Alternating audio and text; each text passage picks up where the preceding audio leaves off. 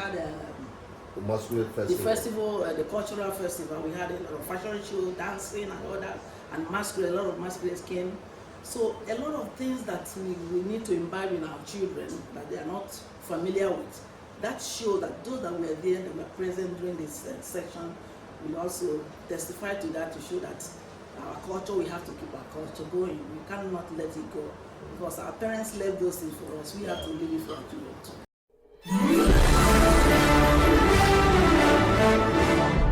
Alright, good day viewers, this is BVI Channel 1. You're welcome back again on this platform. We are here to have an interactive section, an overview of one of the diaspora-based returnees this festive season that just passed. Let's have our opinion, especially when it has to do with information, the disparity between what is heard and the reality on ground. And when we tell you, we see the truth, we say the truth. Let us have our assessment on what it is the diasporans are looking at in expectation when they come back home and the reality on ground. I have with me Dr. Scholastica. It's a pleasure to have you on BVI Channel 1. Thank you very much. Okay, now you've come back home this festive season. It has come and gone. Many have already gone back.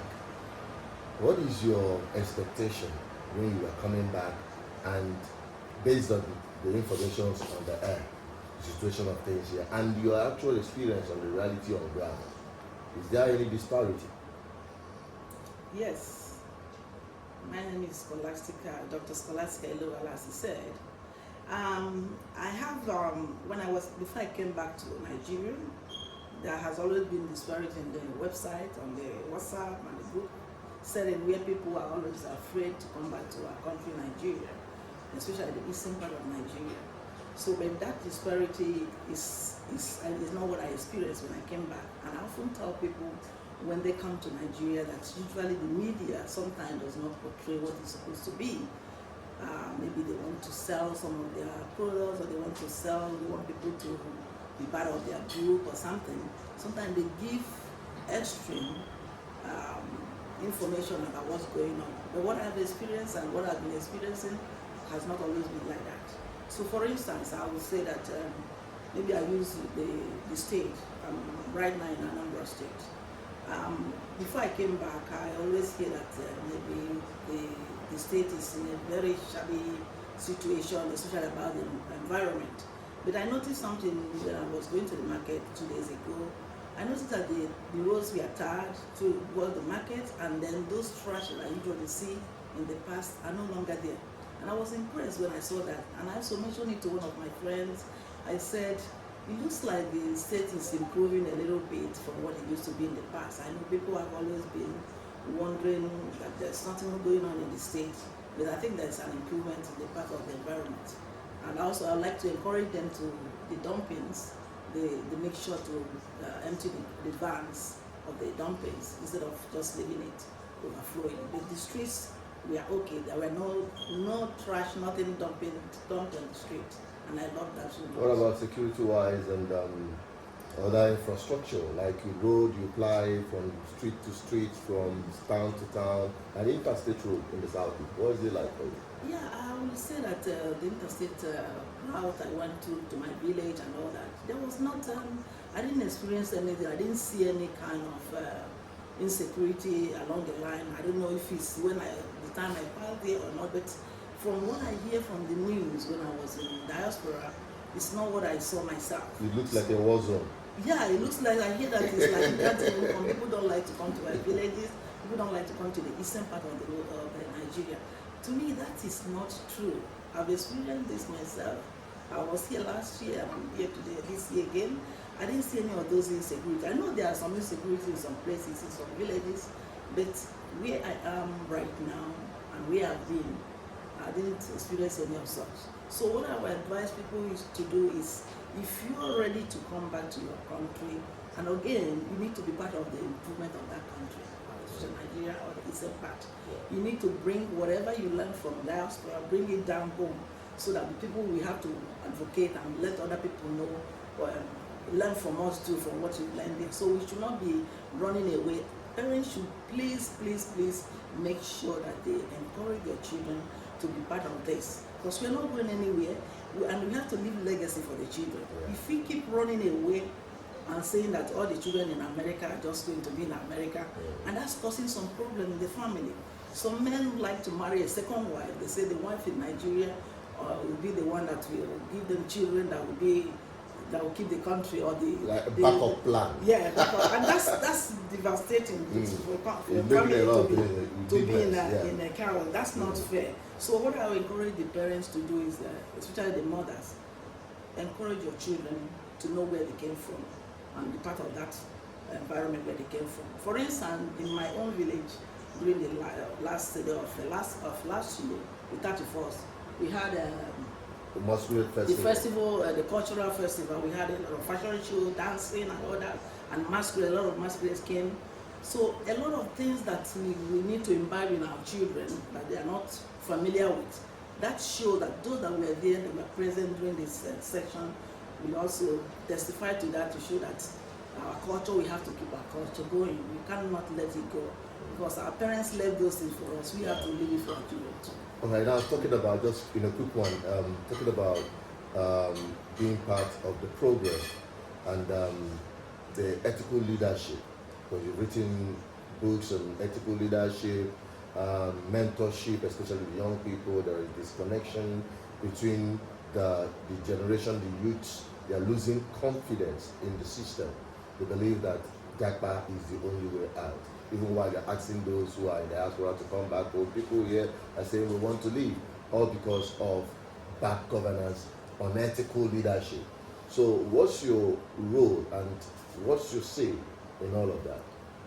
Okay, thank you very much for that question, because one of my vision, actually, which I started this year, last year, December, with my community. I started with the girls, the young girls of 10 to 12 years old. I had a vision to, because of the trajectory in the education in our system, and because of lack of leadership, I felt that the way things are moving on, people, the young ones they are losing it, and they don't have any future. They don't look up to anybody to mentor them or look at what's going on in the society. So some of them are just living every day like they're just living. So I thought of a thing. I said, look, I would like to start something in my community. I have to start from the grassroots. By starting from my community, that doesn't know. But I'm going to train with my groups, my board members, we're going to train mentor the young girls between 10 to 12 years and above. So we have to let them know that the trajectory of lack of education or diminishing education in our society, that's not what it's supposed to be. Because it wasn't like that when we are growing up, and we don't want it to die away. So after thinking about that vision, so I had to call some people. The name of the organization, of the project, of the mission, the organization is called Women Academic Doctors of Adazin. So women that have their doctorate degree, we set it up in that way, so that if you have to do something that requires people that have done their research, dissertation, so we all be on the same page. That's why I chose those group of women to be in this group. And those that came in, they love it. We had the section, the orientation section with the parents to tell them what we want to do. And we also met the leaders of the community to tell them that we want to transform some of the things going on in the society, in our community. Our young girls, we don't want them to be on the street all the time. We want them to say that they can have future leaders. So we want to train them, mentor them, and just mentorship, mentor and mentee. We need to set up that for them to know that if they have any question about anything about life, that we are there to help them. So they don't want them to go astray, feeling that the world is just abandon them. Yes, the world has abandoned them, and there's nothing. The only way you can survive is to maybe stand on the street, or instead of going to school, you are just roaming around and not being useful. You have to be independent. You have to be useful in life. So we are going to encourage them both in character and moral and education, any research on them. That's what my project, the vision I have for this project. We call it WADA. So, and we are working towards that to make it, to have a system where it can always be, people can go to the other communities and okay, even to Anambra State and go further to the whole of Nigeria. Oh, So that's my mission. That's a good vision, and I hope people will key into that, especially those who are watching and those who are going to be coming in from the diaspora to have this your own take home philosophy. This is your own bring back what you have to impact in your community and your beginning with your community actually. Yes. Now, this year we're going to wrap it up very briefly. There is this insinuation, because I will hear people say on the street, these people that are leading us, they have gone the length and breadth of the world. They have seen how things are working. Some of them have lived in diaspora. Why are they not bringing these ideas back home? Why is it that things have continued to nosedive? Do you think that those in diaspora, because some people say these ones in diaspora, when they come and occupy some political appointee or some kind of elective position, they join the bandwagon and continue in that trajectory? What's your take and your advice to your fellow diasporans? Well, I will advise them. I will say that we are sometimes, when you leave your environment, your home environment, you go to a different place. What you have to do is to learn the things of those people, that the good things that they are doing. If there's any bad thing, there are good things everywhere, there are bad things everywhere. So that you have to learn the ones that are good, and again have that home-based propagation of bringing whatever you've learned to your community. And that's what myself I'm doing, trying to bring this to my community. I'm advising everybody in diaspora. It's not right for us to live here all these years and then to retire and get away without bringing something, showing our people what we learn from them, because not everybody has the opportunity. Some of us that have the opportunity to go over there, we should be able to impact that knowledge, the information that we got that are useful to the people that are in our state, in our country, or in our state. So I'm asking that everybody, in whatever they are doing, they should try and make sure that whatever part of the profession they are in, they should try, and even if it's only their community, they can start from there, or even in their family, to teach them, to impact some of those things to them. Because this world is passing by, and it's good for us not to just keep everything to ourselves. We need to share it with the other people, and sharing with other people from one continent to the other.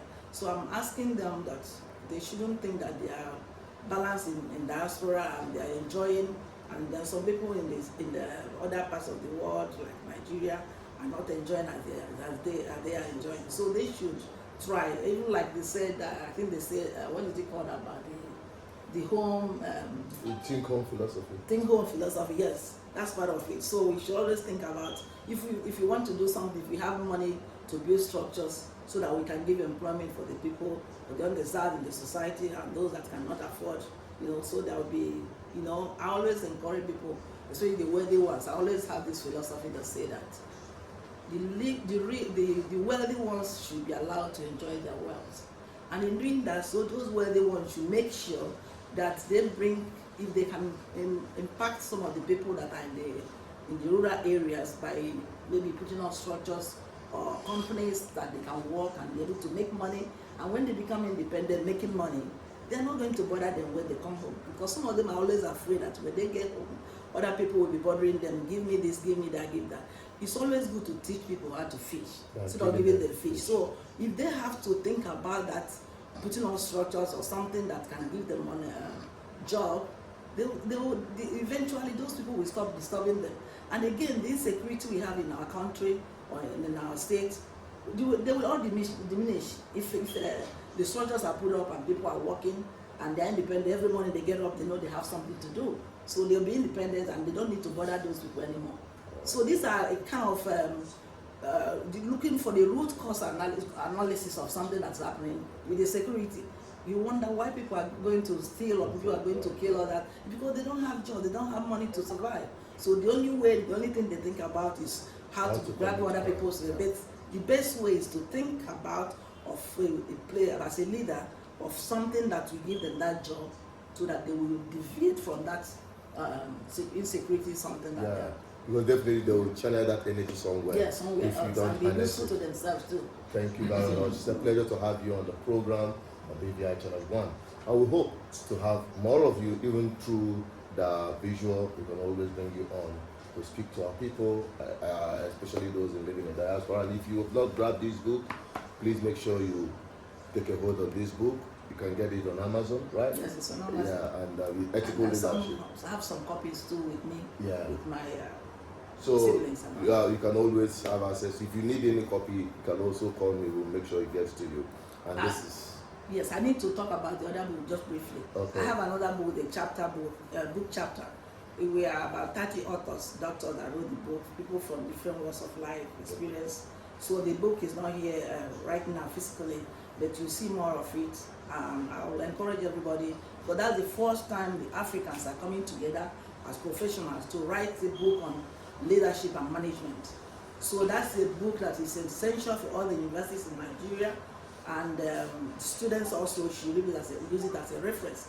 As a matter of fact, I have one of the books in my village, in the library in my village, so you can look out for the book. It's called Leadership and Management Concept, Practices and Theories for the health workers. So you need to grab that book. It's a very big book, about 944 pages. So just go get it anywhere you can, or ask for it through me, and I will give it to you, and then my other colleagues can also give it to you. It's something that is very essential for healthcare workers. I also gave one to the Naira University Teaching Hospital.